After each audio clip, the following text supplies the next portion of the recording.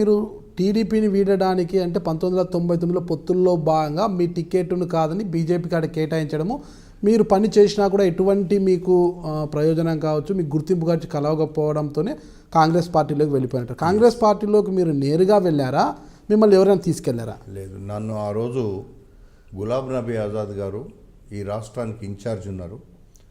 శివశంకర్ గారు చాలా గట్టిగా చెప్పాడు, మనకు ఒక్కొక్క సీట్ ఇంపార్టెంటు, మనం అధికారంలో లేము కాబట్టి మలక్పేట్లో మల్రెడ్డి రంగారెడ్డి అయితేనే గెలవగలుగుతాడు, ఆయనను మన పార్టీలో తీసుకో, నేనే చెప్తున్నాను, నా కొడుకు ఇంకెక్కడైనా కంటెస్ట్ చేపిస్తాను, రంగారెడ్డిని తీసుకోమని చెప్పింది శివశంకర్ గారు.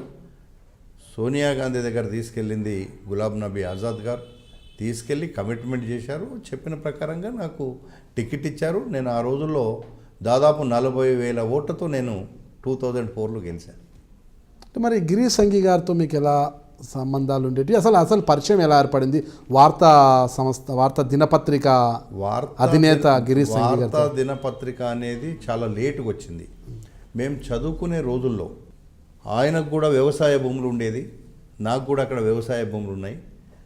మా ఉన్నటువంటి పొలాలు పక్కపక్క ఉన్న పొలాలతో మేము ఫ్రెండ్షిప్గా అయ్యి రాను రాను ఫ్రెండ్షిప్గా ఉండి గిరీష్ సంఘితో మాకు పరిచయం ఉంది. అప్పటి నుంచి చాలా ఫ్రెండ్లీగా ఒక ఫ్యామిలీ మెంబర్స్గా మేమిద్దరం కలిసి తిరిగే వాళ్ళం బాగా. కాంగ్రెస్ పార్టీలోకి ఆయన ద్వారానే వెళ్ళారు మీరు అనేది కూడా? లేదండి, కాంగ్రెస్ ఆయన కూడా ప్రోత్సహించాడు, మీరు కాంగ్రెస్లోకి రండి బాగుంటుంది అనేటువంటి మాట గిరీష్ సంఘి గారు ప్రోత్సహించారు. మామూలుగా మనం గుడికి వెళ్తుంటాం, గుడికి వెళ్తే నేరుగా దేవుని దగ్గరికి వెళ్ళము, భగవంతుని దర్శించుకోవాలంటే ఫస్ట్ పూజారి కనిపిస్తాడు అన్నట. పూజారి దగ్గర ఆయన ప్రసన్నం చేసుకున్నాక దేవుడి దర్శనానికి మనకు వీలు కుదురుతుంది. అలా మీరు ఎమ్మెల్యేగా ఉన్నన్ని సార్లు కూడా మీ సోదరుడు అంటే మల్రెడ్డి రామిరెడ్డి గారిని ప్రసన్నం చేసుకోవాలి. ఎవరు మీకు ముఖ్యమైన వాళ్ళు కావచ్చు, మీకు ముఖ్య అనుచరులు కావచ్చు, ఎవరు వచ్చినా కూడా ఫస్ట్ రామిరెడ్డిని ప్రసన్నం చేసుకున్న తర్వాతే మీ దగ్గరికి వచ్చేవాళ్ళు. ఆయన ఏది అవునంటే అవును, కాదంటే కాదనే పరిస్థితి ఉన్నది మొత్తం రాజకీయం అంతా కూడా.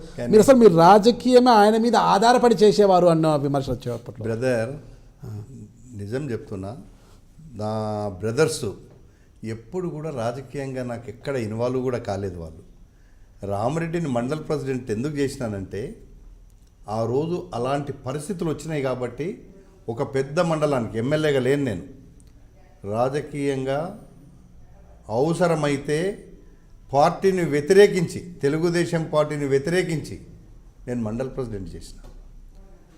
అయితే నాకు గ్రాస్ రూట్కి వెళ్ళి ఉన్నోళ్ళు నన్ను ఏదో ఎమ్మెల్యే గారనో సారనో రారెవరు, అన్నాను, తమ్మాను, బిడ్డాను వరుసలు పెట్టుకొని నా దగ్గరికి వచ్చి కలుస్తారు.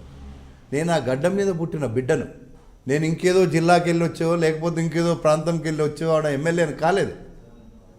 నేను ఆ గడ్డ మీద పుట్టిన బిడ్డను కాబట్టే మలక్పేట నియోజకవర్గంలో బ్రహ్మాండంగా అభివృద్ధి చేయగలిగిన, ఎవరి సపోర్ట్ అవసరం లేదు, నాకు ఎవరి సాయం అవసరం లేదు. నా తమ్ముళ్ళుగానే ఉన్నారు. తప్పకుండా ఒక కుటుంబంలో తమ్ముళ్ళుంటే ప్రజల కోసం పనిచేస్తే తప్పేముంది. అందుకే నేను మండల ప్రెసిడెంట్ చేశాను ఆ రోజుల్లో. నేను ఆ మండలాలలో నేను 94 ఎమ్మెల్యే కాకముందు కూడా దాదాపుగా మేము ఎవరిని సర్పంచ్లను పెట్టినా, ఎవరిని మండల ప్రెసిడెంట్లను పెట్టినా మేము గెలిపించుకునేటువంటి సత్తా, దమ్ము, ధైర్యం, ప్రజలలో ఉండే ఇమేజ్ మాకు ఉంది. కాబట్టి ఈరోజు వరకు, ఆ రోజు నుంచి ఈ రోజు వరకు, మండల వ్యవస్థ వచ్చిన నుంచి ఈ రోజు వరకు ఆ హయాత్నగర్ మండల్ అనేటువంటి దగ్గర నేను ఎవరిని పెడితే వాళ్ళు సర్పంచ్లు అయ్యారు, ఎవరిని పెడితే వాళ్ళు మండల ప్రెసిడెంట్లు అయ్యారు, ఎవరిని పెడితే వాళ్ళు జిల్లా పరిషత్ జెడ్పీటీసీ మెంబర్లు అయినారు, కోఆపరేటివ్ బ్యాంక్ చైర్మన్లు అయినారు. వాళ్ళందరూ నా ఫాలోయర్సు, నాకు ప్రాణం ఇచ్చి ప్రాణానికంటే మిన్నగా ఉన్నవాళ్ళు ఈరోజు కూడా నా దగ్గర ఉన్నారు. వాళ్ళు బ్రహ్మాండంగా ఉన్నారు. కులం లేదు, మతం లేదు, ప్రాంతం లేదు మా దగ్గర. అందుకే మీకు చెప్పిన మలక్పేట నియోజకవర్గం అంటేనే ఒక మినీ ఆంధ్రప్రదేశ్ లాంటి ప్రాంతం. కులాలకు, మతాలకు, ప్రాంతాలకు అతీతంగా పనిచేశాను నేను. ఎవ్వరు కూడా ఈరోజు కూడా అన్నారు, మీరు ఎవరినైనా ఒక సర్వే చేయించండి, వాట్ ఈజ్ మల్రెడ్డి రంగారెడ్డి. రాజకీయాల్లో పడని వాళ్ళు, గిట్టని వాళ్ళు, పనికిమాలిన వాళ్ళు చెప్పే మాటలు ఉంటాయి, దాన్ని కాదనలేము. ఎవరినైనా అంటారు. నన్నేంది ఒక ప్రధానమంత్రిని అంటారు, ఒక ముఖ్యమంత్రిని అంటారు. మల్రెడ్డి రంగారెడ్డి నన్నంత మాత్రాన నాకేమీ దాంట్లో ఫరక్ పడదు.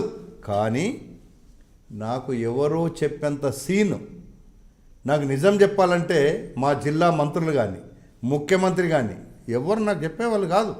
మల్రెడ్డి రంగారెడ్డి అంటేనే డెవలప్మెంట్కు మారుపేరు, అభివృద్ధికి మారుపేరు, అభివృద్ధికి చిరునామా మల్రెడ్డి రంగారెడ్డి.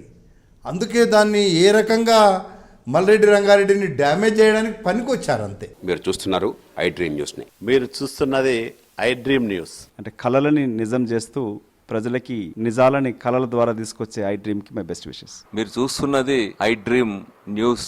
మీరు చూస్తున్నారు I dream channel. For more videos, please subscribe iDream.